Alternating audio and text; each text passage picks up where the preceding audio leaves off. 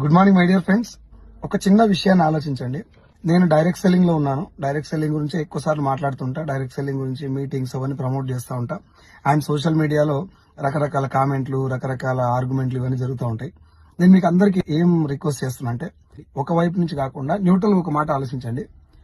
ఒక పర్సన్ తను వాడనటువంటి ప్రోడక్ట్ జనాలకు ప్రమోట్ చేయడం ద్వారా డబ్బు తీసుకునే దాని పేరు అడ్వర్టైజ్మెంట్. అది నార్మల్ ప్రొడక్ట్స్ తోటి మొదలై ఇప్పుడు పాన్ మసాలా గుట్కా దాకా వెళ్ళిపోయింది.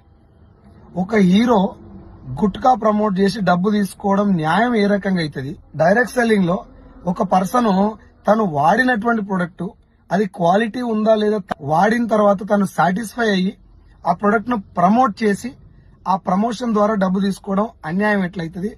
ఇది ఫ్రాడ్ ఎట్లయితుంది? ఒకసారి మీరు థింక్ చేయండి. గవర్నమెంట్ గైడ్ లైన్స్ ఇవ్వడానికి కూడా కారణం ఏంటిదో ఈ ఆలోచనతోటే మీకు అర్థమవుతుంది. I wish all the best and wish you well.